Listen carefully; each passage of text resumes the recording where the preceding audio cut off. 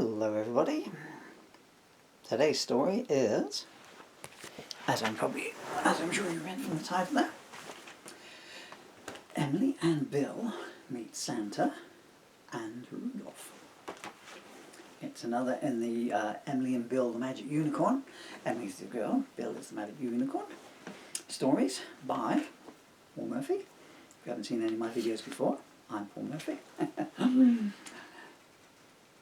And because it's Christmas, well, you might be watching this on, January the 15th, April the 29th, whenever.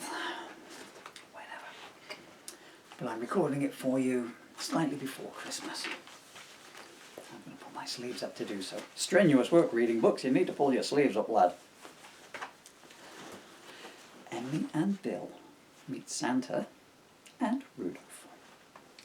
The snow is falling thick and fast on this December morn, but not one child throughout the land did feel at all forlorn, because this is a special day, that fact you must believe, a day full of anticipation, a day called Christmas Eve. In a house, I won't say where, a young girl tells her mum, "I'm going out to play a while. I'm in the mood for fun." Her mother smiled, "Well, wrap up warm and don't forget your hat. You don't want the sniffles on Christmas Day, you can be sure of that."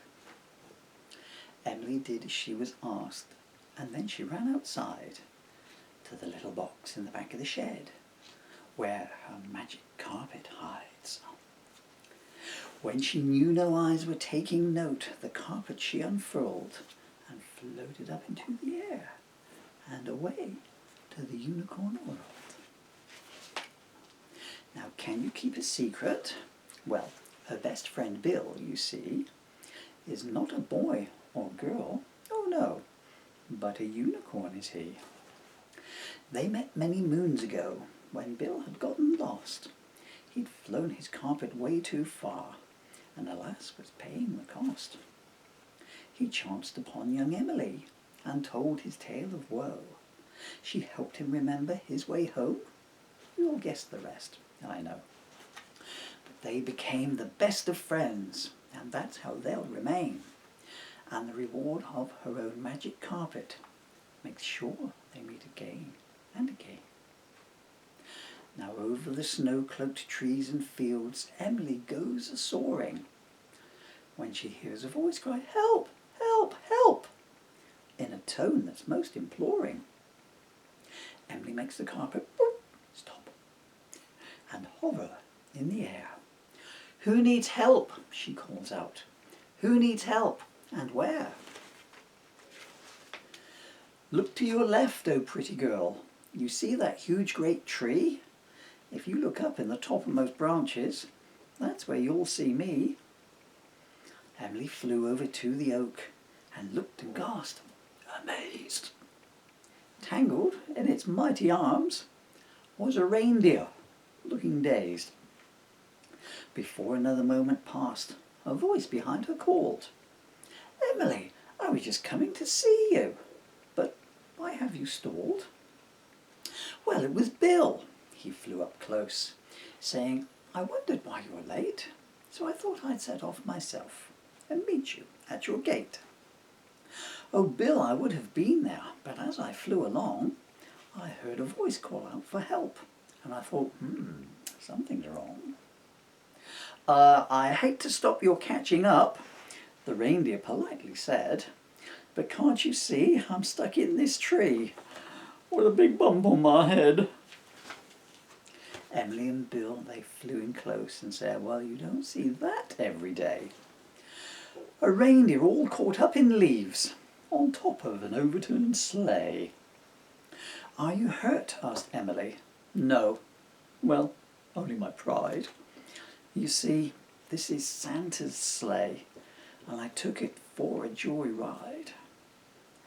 We only use it once a year, and it just seems such a waste. So I thought, I'd rev the engines up and give some clouds a race. But oh, what woe did come to pass. You see, my driving's rather rusty. I misjudged the height of this mighty oak. Oh my, Santa never again will trust me. Goodness me, interjected Bill, that's quite a big dilemma. But don't you fret, it will all come right. Bill was a very positive thinking kind of fella. Are you sure that you are not hurt? Repeated Emily, concerned. I see your nose is very red. I hope it did not get burnt. Oh, my nose is always red, the reindeer, he replied.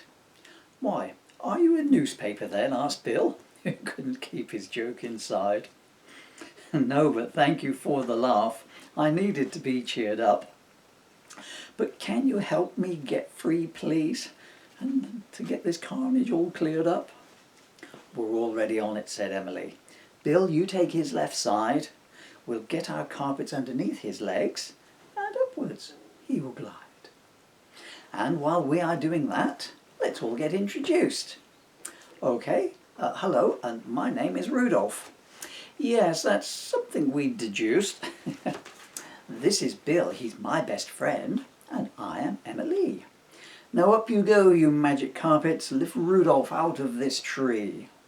The magic carpets slowly rose, with Rudolph on their nap.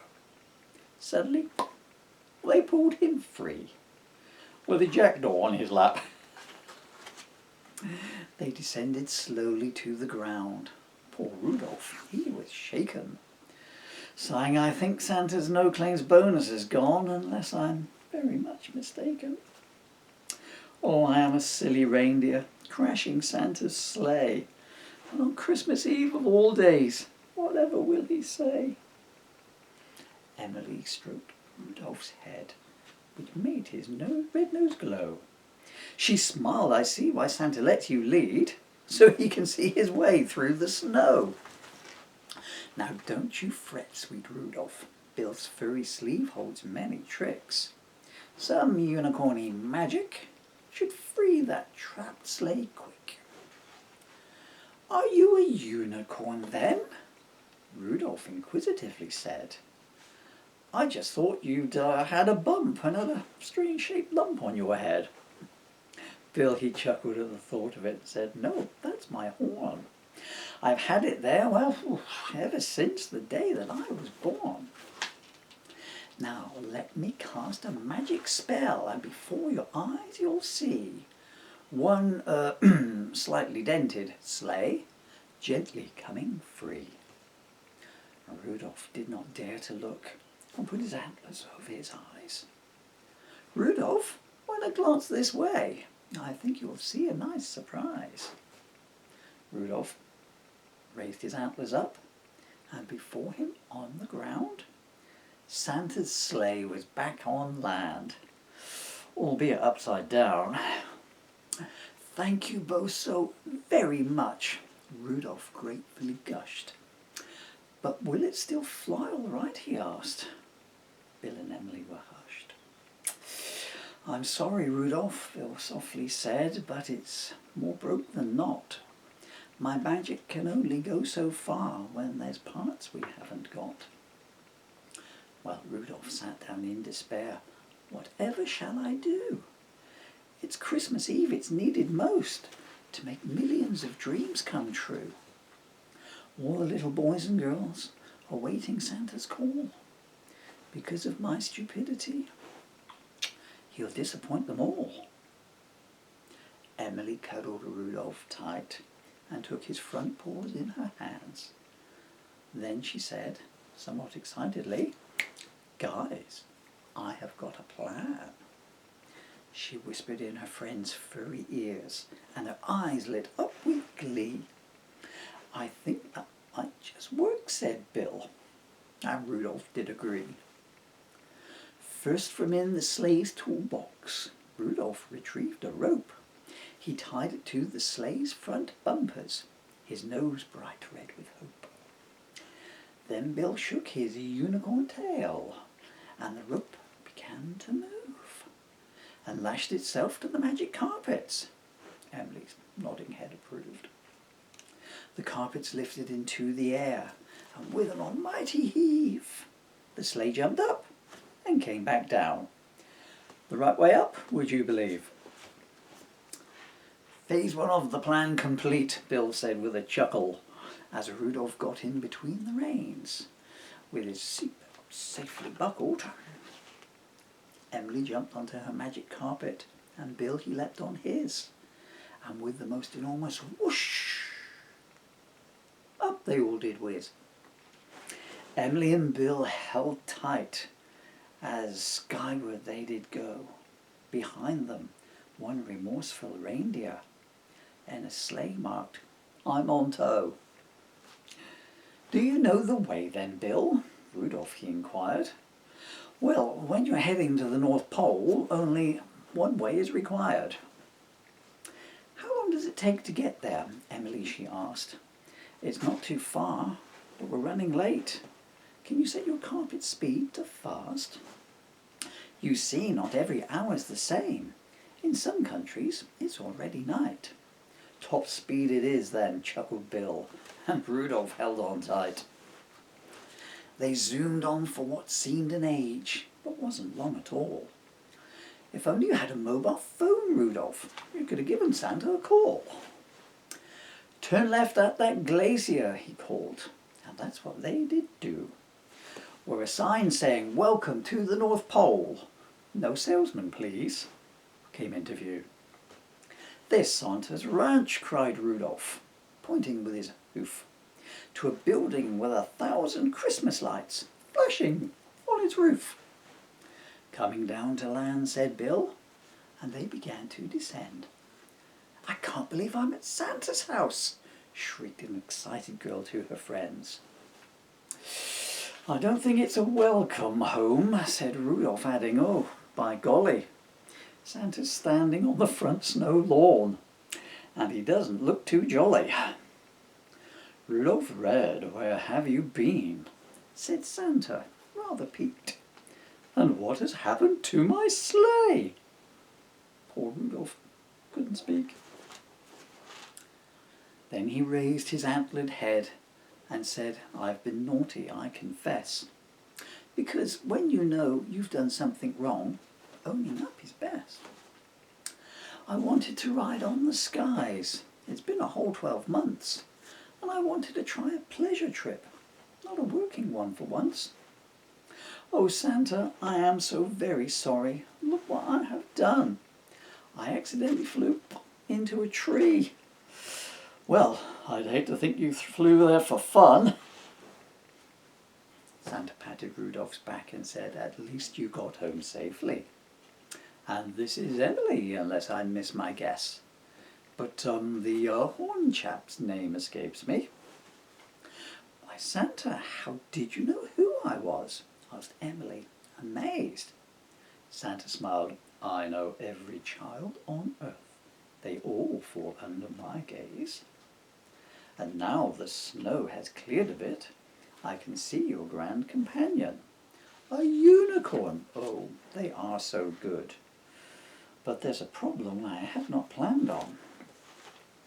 All the gifts are ready to go, but how can they be delivered?" The four stood silent in the snow, and at the prospect they all shivered. "Wait, silly me," smiled Emily. "With all this excitement, I'd forgotten. Bill and I have a plan, you see, to salvage this plight most rotten. I believe you have 2 lists. That's what my parents taught me." Santa nodded. "Yes, that's true." Emily said, "That's why I'm never naughty." "Well, maybe sometimes," giggled Bill. "Think of all of their adventures." "And where's my card, Bill?" He went quiet. Emily had already sent hers. "Santa, I was just wondering, could I have my present first?" "My, what a selfish child," said Santa, thinking, "and when this day looked like it could not get any worse. But yes, I suppose since you are here and I can't come to you, I may as deliver at least one present. It's the best that I can do. And you rescued my dear Rudolph, so accept my gratitude. But I must say, if this was November, I'd remember your self-centered attitude.